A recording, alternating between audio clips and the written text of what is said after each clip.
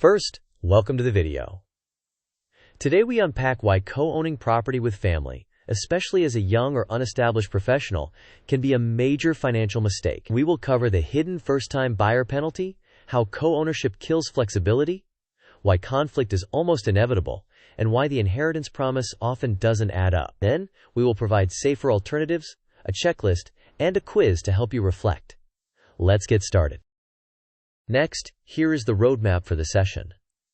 We will begin with the first-time buyer penalty, then move into flexibility constraints, conflict risks, and the inheritance illusion. After that, we will cover safer options, a practical decision checklist, a mini case study, and 2 quick quizzes before finishing with key takeaways. Before we dive in, a quick but important note. This video is for educational purposes only and does not constitute financial, legal, or tax advice. Rules for first-time buyer status, stamp duties, surcharges, and reliefs vary widely across jurisdictions and change frequently. Please consult a qualified professional and verify the specifics in your location before making any decisions. To begin, let's address the invisible cost that catches many people off guard: the first-time buyer penalty. In many jurisdictions, owning any share of a rental or investment property, even abroad, may revoke your first-time buyer status. That can mean higher stamp duty, the loss of tax reliefs, and the loss of grants or credits when you eventually purchase your own primary home. Critically, whatever small rental income or paper appreciation you might get from a co-owned investment often fails to compensate for these lost benefits. Therefore, prioritizing your own home purchase is usually the more financially efficient sequence. Moving on.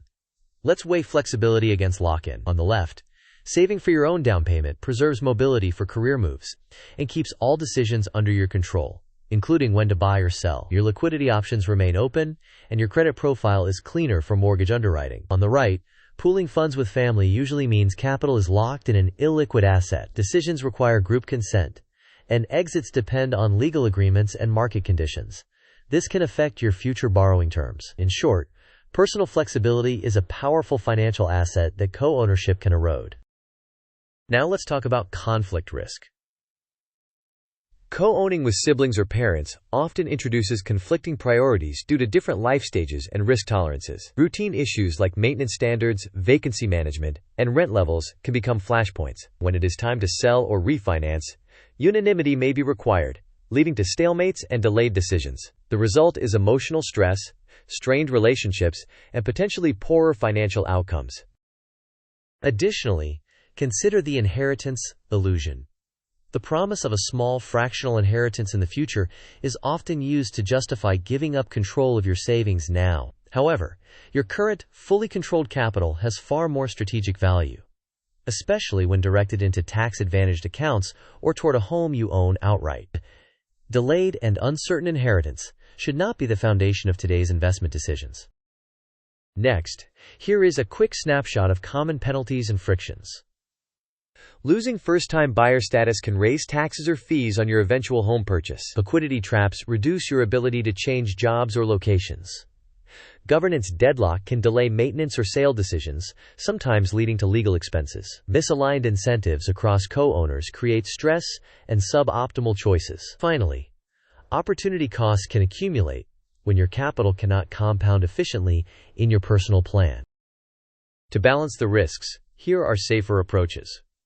First, prioritize purchasing your own primary residence to preserve first-time buyer benefits where applicable. Second, maximize tax-advantaged accounts in your jurisdiction. Third, consider diversified and liquid vehicles for interim savings, understanding your risk tolerance and time horizon. If you must enter a family deal, insist on formal legal documentation with explicit exit language, buy-sell provisions, and reserve funding for maintenance. Finally, size any private investment conservatively so that your personal homeownership timeline remains intact. Before making any commitment, verify how first-time buyer status and reliefs are defined and administered where you live. Quantify the financial impact if you lose those benefits. Then model exit scenarios including refinance, buyout, and sale, with realistic timeframes. Stress test for major life events such as international job moves or family changes. Ensure governance is documented, including voting rules, budgets, reserves, and dispute resolution. Maintain adequate liquidity buffers. Finally, set a non-negotiable threshold. If your personal home savings fall behind schedule, walk away from the co-ownership idea. Here is a decision mind map. The central question is whether to buy with family. One branch argues for saying no to protect first-time buyer benefits, maintain flexibility, and avoid conflict risk. Another branch permits a conditional yes only if strict safeguards exist. Comprehensive legal documents, clear exit and buy-sell mechanisms, a small allocation relative to your home goal, reserve funding, and independent valuations. Finally, an alternatives branch emphasizes focusing on your own home, using tax-advantaged accounts where lawful, and keeping interim savings liquid and diversified. To illustrate, consider Asha, a 27-year-old professional working abroad. She is invited to take a 10% stake in a family rental. She later discovers that this could cost her first-time buyer benefits, increasing purchase taxes when she buys her own home. When a promotion requires moving, her capital is locked inside the shared asset. The result is a delay of several years in achieving home ownership. After reassessing, she focuses on her own down payment and ultimately buys sooner than if she had proceeded with co-ownership. Quiz time. The question asks about the most likely financial risk of owning a small share of a rental when you later buy your own home in many jurisdictions. Options are: 1. Nothing changes and you still get all first-time benefits. 2. You may lose first-time buyer status and pay higher taxes or fees. 3. You get extra deductions for being a landlord. Or 4. Your interest rate is guaranteed to be lower. You may pause the video now to think about the answer. We will discuss the answer in the next section of the video. The correct answer is that you may lose first-time buyer status and pay higher taxes or fees. In many jurisdictions, ownership of any share of a property can disqualify you from first-time buyer reliefs, raising your transaction costs on the home you actually want to live in. Here is the second quiz. Which option best preserves your flexibility and financial autonomy? The options are: pooling savings with family to buy a rental, saving for your own down payment in liquid, diversified vehicles until purchase, letting group consensus decide when to sell, or relying on a future fractional inheritance to justify today's commitment. You may pause the video now to think about the answer. We will discuss the answer in the next section of the video. The correct answer is saving for your own down payment in liquid, diversified vehicles until you are ready to purchase. This approach preserves your autonomy, helps you respond to career opportunities, and keeps you on track to buy a home you fully control. To recap, prioritize your own home purchase sequence to protect first-time buyer benefits where applicable. Preserve flexibility by avoiding illiquid group structures. Anticipate conflicts and plan exits meticulously if you must proceed.